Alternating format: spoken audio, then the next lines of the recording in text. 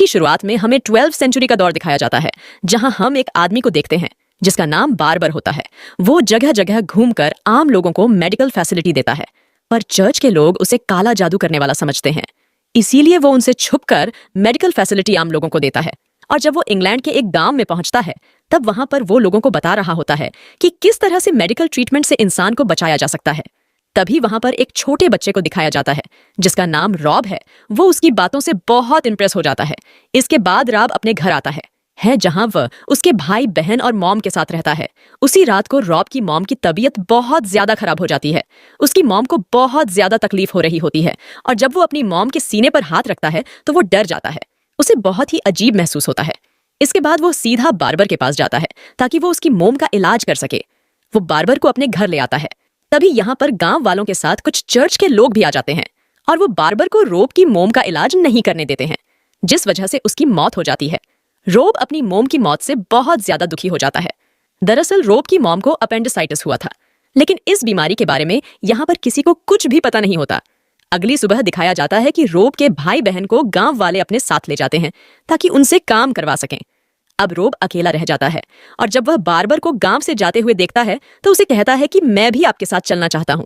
Barber भी उसे अपने साथ ले जाता है और रोब बार्बर के साथ रहकर उसकी जितनी भी मेडिकल नॉलेज होती है उसे सीखना शुरू कर देता है। लेकिन यहाँ बार्बर को मेडिकल की डीप नॉलेज नहीं होती। वो कुछ ही बीमारियों का इलाज कर सकता है। धीरे धीरे वक्त बीतता है और रॉब अब बड़ा हो जाता है। वो बार्बर के साथ घूम घूम कर लोगों का इलाज करता है, लेकिन आज वो उस बीमारी का इलाज ढूंढना चाहता है जो बीमारी उसकी मॉम को कई सालों पहले हुई थी, जिसका नाम अपेंडिसाइटिस है, जिसमें इंसान के पेट में बहुत दर्द होता है। उसे वोमिटिंग होती है, साथ ही उसकी भूख भी खत्म हो जाती है। पर आज तक इस बीमारी का इलाज नहीं मिला। अब यह एक आदमी का इलाज करने के लिए उसके घर पहुंचता है, जहां पर उसके दांत में बहुत दर्द होता है। और जब ये उसके दांत का इलाज कर रहे होते हैं तो रोब उस आदमी के दिल पर हाथ रखता है तो उसे बहुत अजीब महसूस होता है, जिससे वह डर जाता है। उसे ऐसा महसूस उस वक्त हुआ था जब बचपन में उसने अपनी मॉम के दिल पर हाथ रखा था। और अब यहाँ पर वह बर्बर को बताता है कि इस आदमी को खतरनाक बीमारी है। यह आदमी आज रात को ही मर जाएगा, और होता भी ऐसा ही है।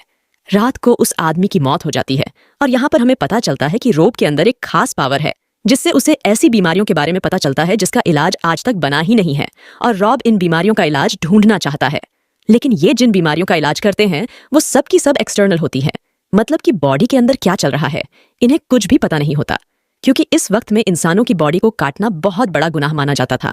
और अब क्योंकि उस आदमी की मौत हो चुकी है, इसलिए इन दोनों पर गांव वालों को बहुत गुस्सा आता है।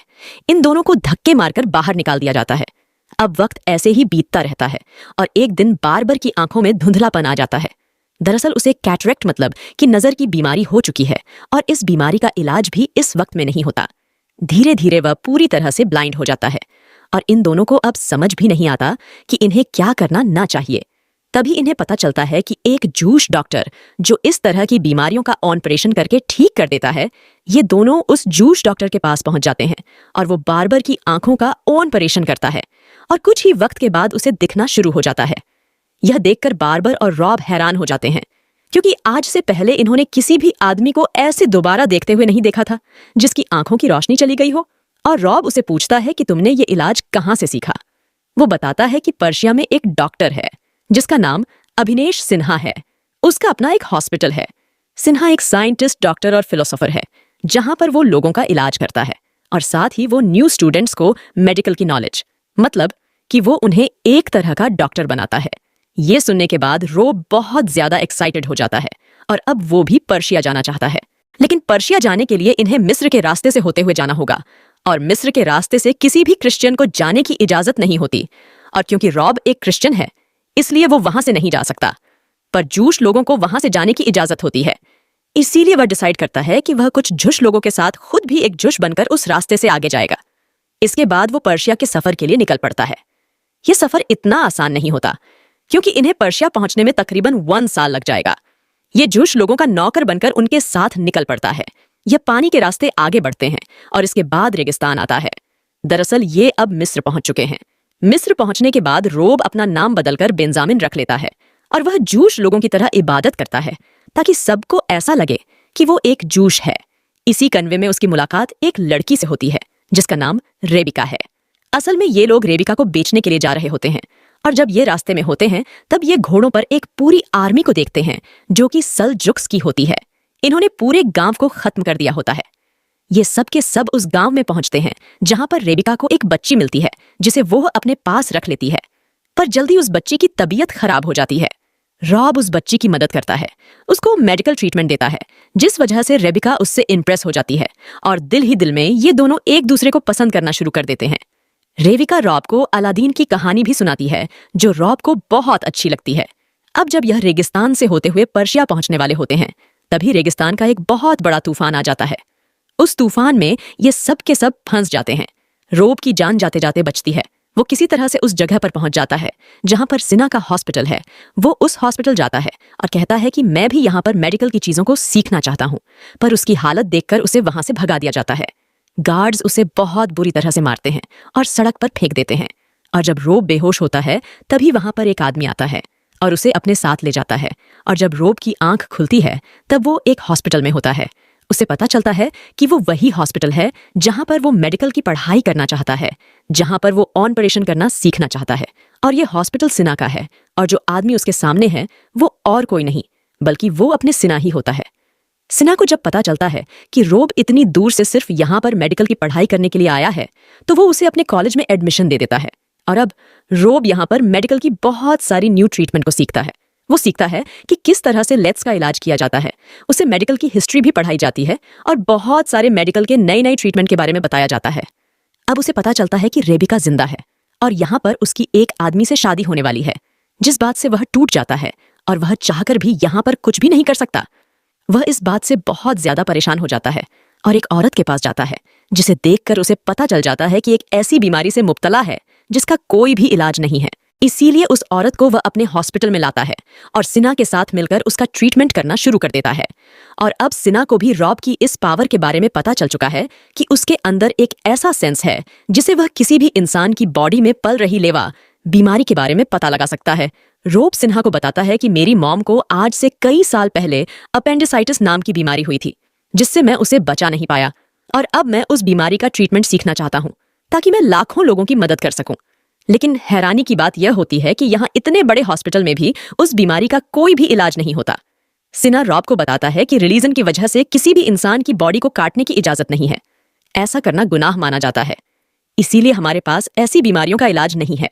लेकिन मुझे पूरा यकीन है कि आने वाले वक्त में ऐसा पॉसिबल होगा और तब हम इंसानों की हर बीमारी को पूरी तरह से ठीक कर सकेंगे।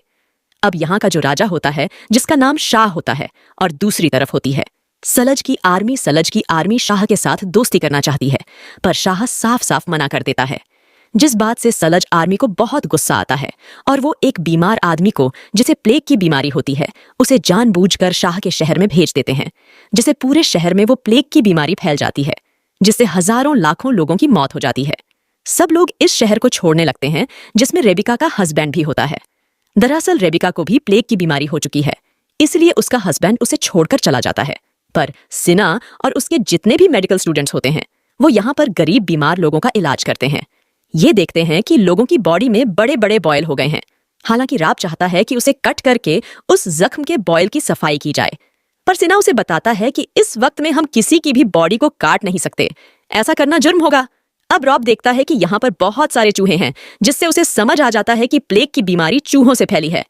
साथ ही यहाँ पर गंदगी बहुत ज्यादा है। वो शहर के सभी चूहों को मार देते हैं, साथ ही पूरे शहर में हाइजीन का ध्यान रखते हैं जिससे सभी मरीज पूरी तरह से ठीक हो जाते हैं और शहर से प्लेग का खात्मा हो जाता है। रेबिका भी अब पूरी तरह से ठीक हो चुकी है। उसका हस्बैंड उसे छोड़कर जा चुका है, इसीलिए रॉब और रेबिका दोनों एक दूसरे के साथ हैं। ये दोनों एक दूसरे से प्यार करते हैं, पर अब क्योंकि प्लेग खत्म हो चुका है इसीलिए रेबिका का हस्बैंड वापस आ जाता है और उसे अपने हस्बैंड के साथ रहना पड़ता है। अब वहीं दूसरी तरफ रोब को दिखाया जाता है जिसके हॉस्पिटल में एक अपेंडिसाइटिस का पेशेंट आता है।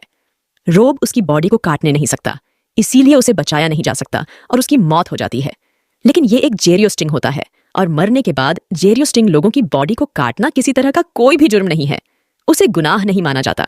इसीलिए रोब किसी को बताए बगैर उसकी बॉडी को काट लेता है, जिसके बाद वह पहली बार इंसान की बॉडी के अंदर के ओन ऑर्गन्स को देखता है। वो ऑन ऑर्गन्स किस तरह से बॉडी में प्लस के बॉडी की एनाटॉमी करता है। साथ ही उसे यह भी पता चलता है कि बॉडी के किस हिस्से में अपेंडिसाइटिस होता है। पर इस बारे में वहां के मुल्लास को पता चल जाता है। इसीलिए वो रोब और सिना दोनों को गिरफ्तार कर लेते हैं और इन दोनों को इस जुर्म के लिए सजाए मौत देते हैं। दोस्तों, इसी के साथ ये कहानी समाप्त हो जाती है। अगर आपको वीडियो अच्छी लगी हो तो वीडियो को लाइक कर देना और चैनल को सब्सक्राइब कर देना। मिलती हूँ अगली वीडियो में। सभी को राधे राधे।